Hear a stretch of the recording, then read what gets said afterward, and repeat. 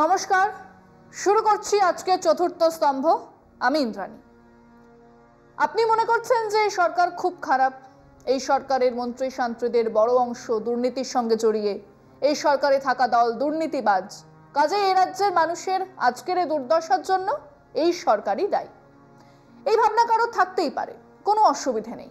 কিন্তু যদি আপনি মনে করেন এই সরকারের আমলে ঘটে যাওয়া এক ধর্ষণ আর হত্যা আসলে এই সরকার আর সরকারে থাকা দলের ষড়যন্ত্র, তারাই লোক পাঠিয়ে ধর্ষণ আর খুন করেছে এই তিলোত্তমাকে, ব্যাস আর কি কিছু বাকি রইল?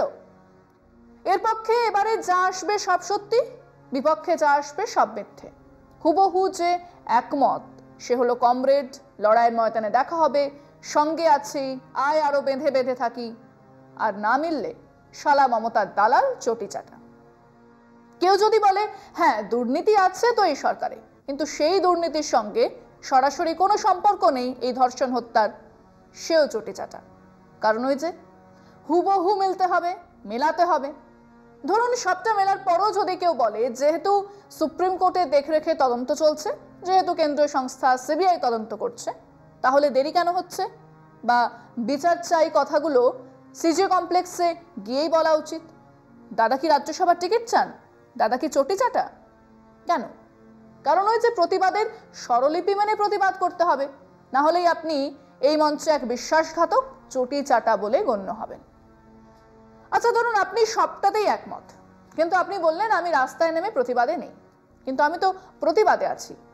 তাহলেও হবে না, ঘরে বসে থাকা মির্জাফর চটি চাটা। আপনি রাস্তাতেও নামলেন, সব ব্যাপারে একমত, কিন্তু ঋতুপর্ণাকে যেভাবে ভয় দেখিয়ে পালাতে বাধ্য করার ব্যাপারে আপনি একমত নন, তাহলেও আপনি চটি চাটা। আসলে কিছু মানুষ মনে করেন যাবতীয় প্রতিবাদের গ্লোবাল টেন্ডার তিনি বা তার গোষ্ঠী বা তাদের দল নিয়ে রেখেছেন। প্রতিবাদ তাদের বাপকেলে সম্পত্তি, তাহলেও সেই একই স্ট্যাম্প পড়বে আপনার কপালে, ধান্দাবাজ চটি চাটা। মাত্র গতকাল ওই রিমঝিম ইত্যাদিরা এক সাংবাদিক সম্মেলনে বলেছেন কোনো দলকে তারা মঞ্চে আসতে দেবেন না। সেখানে বিশেষ কিছু লোকজনকে ডাকা হয়েছে, অপর্ণা সেন, জদ্রেস ইত্যাদিতে। ডেকেছেন তো ডেকেছেন, ওনারা একটা মঞ্চে জড়ো হয়েছেন, ওনাদের মতো করে ডেকেছেন। কিন্তু তা নিয়ে আমাদের পরিচিত আরেকজন প্রতিবাদে লিখেছেন সাধু সাবধান, এর মধ্যে থেকে নো ভট্টুর গন্ধ বের হচ্ছে, খেলার ওপরে খেলা হচ্ছে ইত্যাদি ইত্যাদি। মানে একেবারে উনি যেমন করে ভেবেছেন সেইভাবেই ভাবতে হবে সবাইকে, না হলে ওই যে চটি চাটা। চটি নিয়েই বা সমস্যা কোথায়? বিধান রায় বা জ্যোতি বসু যুগের হাওয়া মেনেই পামশু পড়তেন। সিদ্ধার্থবাবু রকমারি বুট থেকে স্নিকার হয়ে কোলাপুরি চপ্পলও দেখেছি, বুদ্ধবাবু চপ্পল বেশিরভাগ সময়, আর মমতা বন্দ্যোপাধ্যায় সিগনেচার হাওয়াই চটি। আবার উল্টো দিকের উদাহরণ এক অভিনেত্রী রাজ্য সরকারের দেওয়া পুরস্কার ফেরত দিয়েছেন, এটা তার প্রতিবাদ। এদিকে তিনি জাতীয় পুরস্কারও পেয়েছেন। কাজেই প্রশ্ন কেন মণিপুরের ঘটনায় কি জাতীয় পুরস্কারটা ফেরত দেওয়া যেত না? মানে আগে প্রতিবাদ যদি কেউ না করে থাকে, ধরে নিন ততটা সাহস সঞ্চয় করতে পারেনি, তাহলে আজ তার সাহসী হয়ে ওঠাটা ধান্দাবাজি, অনৈতিক। ফিরছে আলোচনা একটা বিরতির পর, সঙ্গে থাকুন। একজন মনে করতেই পারেন যে ঘটনার জন্য রাজ্য সরকার দায়ী, চাইতেই পারেন মুখ্যমন্ত্রী পদত্যাগ, কিন্তু তারই সঙ্গে তিনি হয়তো রাজি নন শারদীয় উৎসবে সামিল হব না, এবারে পুজো নয়, এবারে বিচার চাই, এরকম একটা স্লোগানের সঙ্গে তিনি একমত নন। ব্যাস তিনি চটি চাটা, তিনি ধান্দাবাজ। এ কোন নতুন ধারাপাত যেখানে আমার মতের সঙ্গে তোমার মত না মিললেই ব্যাস তুমি আমার বিরোধী, তুমি মাকু সেকু, তুমি চটি চাটা? এখন অনেক কিছুর মতো এক আন্দোলনের হাওয়া চলছে। দেখলাম আর কবে প্রতিবাদী গানের গোল গলা টি শার্ট বিক্রি হচ্ছে ৩৯৯ টাকায়, যেমন চে লেখা গেঞ্জি বিক্রি হয়। হোক, আমার আপত্তি নেই, আন্দোলনের আগে মন রাঙাতেও আপত্তি কেন করব? কিন্তু আপনার আন্দোলনের প্রতিটা শব্দের সঙ্গে একমত হতে হবে, এই মৌলবাদী চিন্তা ভাবনা নিয়ে ভাবার সময় এসেছে। আরে আপনি আন্দোলন করছেন, তার জন্য রোজ বাসে রাস্তা আটকে বসে থাকবে লোকজন? এটা কেউ জিজ্ঞেস করতে পারবে না? ডাক্তারবাবুরা আন্দোলন করছেন, এক ২২ বছরের যুবক এসে ইমার্জেন্সিতে পড়ে থাকলো, মারা গেল, কেউ কথা বলবে না, প্রশ্ন করবে না? প্রশ্ন করবে না যে আপনার রাত দখলের অভিযান এক প্রতিবাদ, বোঝা গেল, কিন্তু তার লক্ষ্যটা কি, চাইছেনটা কি? মুখ্যমন্ত্রীর পদত্যাগ? সেটা বলুন, লেটা চুকে যায়। 45-46% মানুষের ভোটে জিতে আসা এক সরকার, যাকে আপনি চাননি, বিভিন্ন কারণেই চাননি। তো যান, মানুষের কাছে যান, মানুষকে বলুন নির্বাচন তো আবার আসছে, সরকার বদল করুন। কিন্তু একটা ধর্ষণ আর খুন, সেটা জঘন্য, কিন্তু তার জন্য সরকার ছেড়ে চলে যেতে হবে যারা কমাস আগেও মানুষের ম্যান্ডেট পেয়েছে। কেউ এ কথাটা বললেই চটি চাটা, রাজ্যের 46% মানুষ চটি চাটা। এই সিদ্ধান্তে আসার আগে আমরা একবার ভাববো না যে এইভাবে কোনো সভ্য সমাজের আলোচনা চলতেই পারে না? আমাদের মত প্রকাশের স্বাধীনতা আছে, তা মৌলিক অধিকার, সংবিধান সেই গ্যারান্টি আমাদের দিয়েছে। কিন্তু সেই মত প্রকাশের স্বাধীনতা মানে সামনের মানুষটাকে অসম্মান করা নয়। একবার ভাবুন তো, আগামীকাল থেকে ওই আরজি করের যে ছেলেটি ইমার্জেন্সিতে মারা গেল, যার মা বলছেন তার ছেলেকে ডাক্তার দেখেনি, তার সমর্থনে সেই মাকে নিয়ে আরেকটা রাত দখলের প্রোগ্রাম ডেকে বসলে আরো কিছু মানুষ বিচার চেয়ে পথে যদি বসে পড়ে মানুষ, গৃহযুদ্ধ শুরু হয়ে যাবে। কারণ অন্য পক্ষেরও তো মাকু নকু স্লোগান আছে। আর সবচেয়ে বড় ব্যাপার হলো, বিচার চাইছেন তো বলছিলেন 9 তারিখে শুনানি আছে। কিসের শুনানি? ট্রায়াল? কিসের ট্রায়াল? কার ট্রায়াল?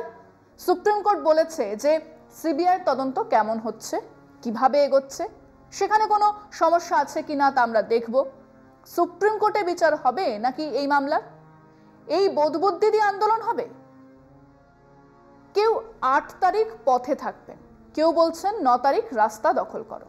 আরো নির্বোধ কিছু আছে যারা লিখেছে যদি 9 তারিখে বিচার না পায় তাহলে তারা নাকি নবান্ন দখল করবে। 26শে নভেম্বর 2008-এ আজমল কাসাব অসংখ্য খুন জখম করার পরে ধরা পড়ে। অন্তত 5 প্রত্যক্ষদর্শী ছিলেন, সিসিটিভি ফুটেজ ছিল। তারপরে তার বিচার শুরু হয় এবং সেই বিচার প্রক্রিয়া শেষ হয় 21শে ফেব্রুয়ারি 2011। আপিল হয়, সুপ্রিম কোর্ট সেই অর্ডার বহাল রাখে। 20 আগস্ট 2012-তে সর্বোচ্চ আদালতেও ফাঁসির সাজা দেওয়া হয়। 2012 নভেম্বরে কাসাফের ফাঁসি হয়, মানে ঘটনার 4 বছর পরে। আসছে আলোচনা একটা বিরতির পর, সঙ্গে থাকুন। সবাই প্রথম দিনেই জানে ভিএন সিং, সতওয়ন্ত সিং ইন্দিরা গান্ধীকে গুলি করে মেরেছে। প্রায় সঙ্গে সঙ্গে ভিএন সিং রক্ষীদের গুলিতে মারা যায়, সতওয়ন্ত সিং বেঁচে যায়। সেটা ছিল 31শে অক্টোবর 1984। আর 1989 সালের 6ই জানুয়ারি তাকে ফাঁসি দেওয়া হয়। হ্যাঁ, বিচারটা সিনেমাতে ওরকম হয়। 2-2.5 ঘন্টা সিনেমাতে ঘটনা, তার ব্যাকগ্রাউন্ড, বিচার আর ফাঁসি সবটাই হয়ে যায়। বাস্তবে তা হয় না, সেটা অনেকে জানেন না, কিন্তু তাই বলে এত লোককে এই ভুল বোঝানো হচ্ছে। সবচেয়ে বড় কথা, বিচার তো সুপ্রিম কোর্টে হচ্ছে না, হচ্ছে শিয়ালদা কোর্টে। কারণ আরজি করে ঘটনা ঘটেছে, সেখানে সবে 2 বার আনা হয়েছে অভিযুক্তকে। এরপরে তদন্ত শেষ হবে, চার্জশিট হবে, ট্রায়াল শুরু হবে, শেষ হবে, বিচারপতি রায় দেবেন। হ্যাঁ, সুপ্রিম কোর্টের বিচারপতি নন, ওই শিয়ালদা আদালতের বিচারপতি। তারপর অভিযুক্ত উচ্চ আদালতে আপিল করতে পারেন, সেখানে আবার শুরু থেকে বিচার শুরু হতে পারে। যারা এখন কলেজ পাশ করেছেন তারা তখন কর্মক্ষেত্রে। তারপর মামলা সুপ্রিম কোর্টেও যেতেই পারে, ফাঁসির রায় হলে যাবে। তারপর রাষ্ট্রপতির কাছে আপিল। হ্যাঁ, এটাই বিচার ব্যবস্থা। কেন এত লম্বা কেন? কারণ 100 জন দোষী বেরিয়ে যাক, একজনও নির্দোষ যেন শাস্তি না পায়, সেটা দেখার জন্য। তো এসব কথা থাক। যারা ভাবছিলেন সুপ্রিম কোর্ট রায় দেবে 9 তারিখে, তারা দেখলেন কিছু টেকনিক্যাল কথাবার্তার পরে সুপ্রিম কোর্ট আরেকটা দিন নির্ধারণ করলেন। 1 সপ্তাহ পরে তদন্ত কতটা এগোলো সেটা দেখবেন বিচারপতিরা। আর স্পষ্ট ভাষায় বলে দিলেন ডাক্তারবাবুরা কাজে ফিরুন। গলা চড়িয়ে কথা বলছিলেন বিজেপি নেতা কৌস্তব বাগচি। চিফ জাস্টিস তাকে সতর্ক করে দিলেন, বললেন গ্যালারি গরম করার জায়গা এটা নয়, ন্যায় বিচারের জন্য সময় লাগবে। প্রথমেই এটা বুঝতে হবে, প্রতিবাদ করতে হলে অনেক দম রাখতে হয়। অর্চনা গুহ নিয়োগীকে লালবাজারে নিয়ে গিয়ে অত্যাচার করা হয়েছিল। 19 বছর সেই নারকীয় অত্যাচারের বিচার চলেছিল। বাম জামানাতেই সেই অত্যাচারী পুলিশ অফিসারের প্রমোশনও হয়েছিল। একটা ধর্ষণ আর হত্যার বিচার মুড়ি মিছরি নয়, অনেক সময় লাগবে। যাদের দম ধরে রাখার ক্ষমতা নেই তারা চুকিতকিত প্র্যাকটিস করে তারপর প্রতিবাদে নামুন। আমরা বিচারের দাবি করেই যাব। ন্যায় বিচার হোক, সেই দাবি তুলব, আবার আমরা উৎসবেও থাকব। আমরা সিবিআই ভুল করলেও কথা বলবো, রাজ্য সরকারের গাফিলতিতেও কথা বলবো। আপাতত বলি, দম ধরে রাখুন, লড়াইটা লম্বা। বিচার পদ্ধতি বুঝুন, হুট বলতে ঝুট, বিচার পাওয়া যায় না। আজ এখানেই শেষ করছি। শুভরাত্রি।